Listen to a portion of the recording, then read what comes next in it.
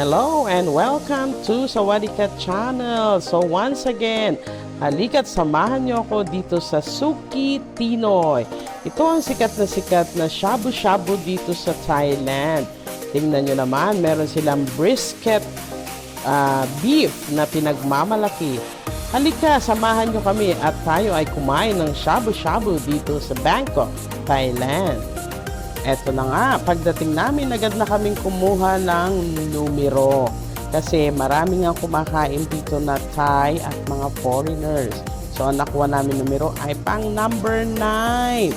At ang running pa lang na tinatawag ay number 2. So kailangan pa namin maghintay. So habang naghihintay, video muna kami, pictures with Teacher Lynn and Teacher Karen. Ayan.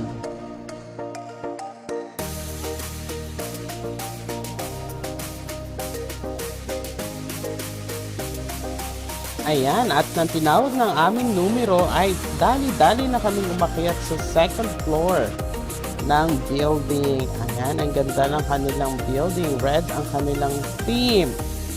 Akyat na kami. Pagkatapos, ang first stop ay kailangan namin kumuha ulit ng stop para sa aming table. Ayan, ganda ng Suki Tinoy, no? Tapos, counter na naman sa taas at eto na nga, bibigyan kayo ng table number. Ayan, sa mga sandali ito ay pinapipili na kami kung anong sabaw ang gusto namin.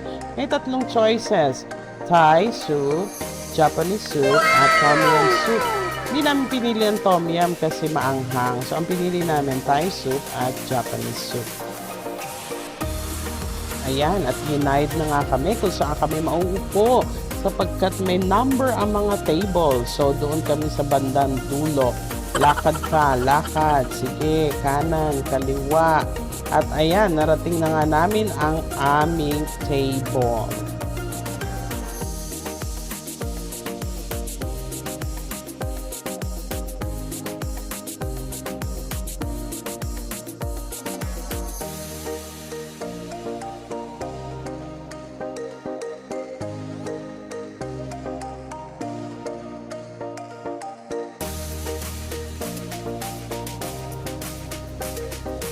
At dahil gutom na nga kami, syempre ang una namin ginawa ay umorder. Ayan, 219 lang ito. Suki Tinoy plus 39 baht para sa drinks. Ayan, pag order ka, itataas mo yan para lumapit ang staff. Parang bandera lang ng Pilipinas. Sige, itaas mo, Teacher Lynn. Ang pag-order pala ngayon ay iba na. Kailangan mong i-scan ang QR code na nasa resibo para umorder. Ayan, high-tech na nga pala sila dito, nakalimutan ko. At itatas mo ang bandera kung meron ka pang gustong itanong or gusto mong hingin sa mga staff nila, like cheese or spoon or fork or chopsticks. Yon. At ayan na nga, ang bilis, dumating na agad ang aming mga in-order, gaya ng fish, squid, cheese, corn, beef, at squid ulit. At marami pang iba. Ayan, at meron pang cheese tofu, shrimp, at shrimp ulit. Marami. Kasi gutom kami galing sa aming pagtuturo. Ayan, kaya naman sinalang na agad ni Teacher Lynn ang aming mga kakain para sa aming shabu-shabu. Sige lang, isalang mo na yan lahat.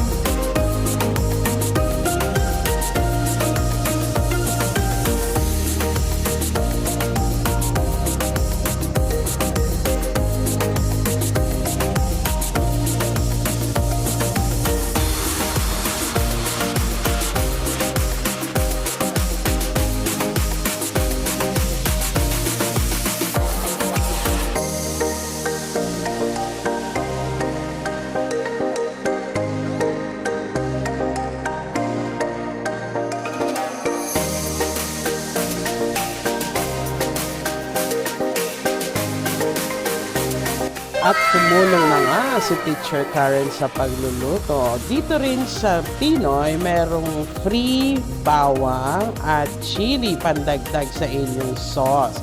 Yan, ilalagay nyo sa chili sauce or shabu sauce.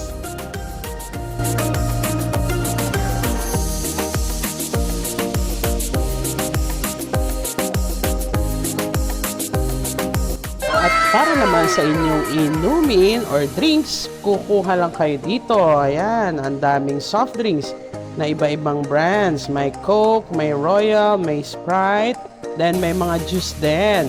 And smoothies. Ayan, merong pineapple smoothie na sobrang tamis kaya hindi namin kinuha. Alam nyo na, ang mga sugar.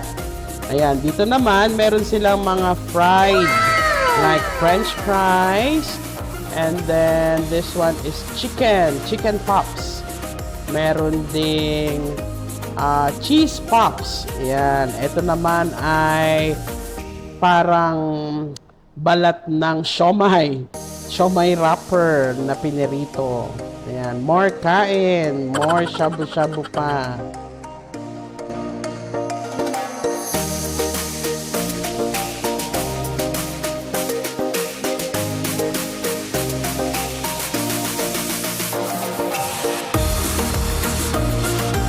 Ayan, hindi na namin mabilang kung ilang trays ng pagkain ang aming nailagay sapagkat gutom na gutom kami sa maghapong pagtuturo sa aming mga estudyante dito sa Thailand. More gulay naman si Teacher Lynn at si Teacher Karen, more shrimps.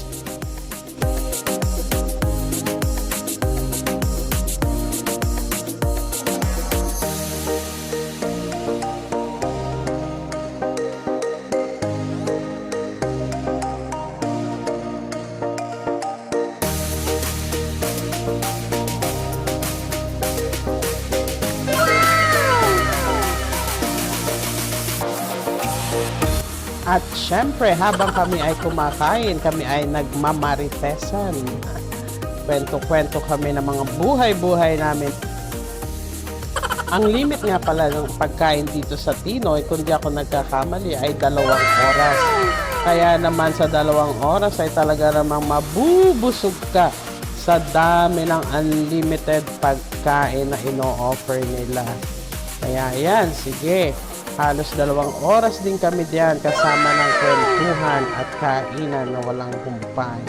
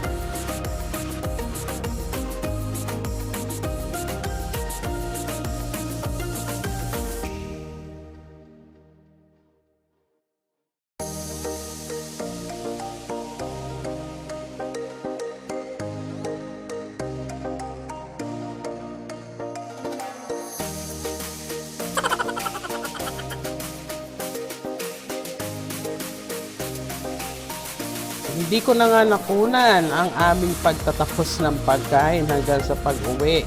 Kaya naman hanggang dito na lang. Mabuhay sa inyong lahat dyan sa Pilipinas at sa mga ka-OFW. Huwag niyo kalimutan mag-subscribe sa aking channel for more videos. Sawadee ka, Ellen. Bye-bye. See you next time.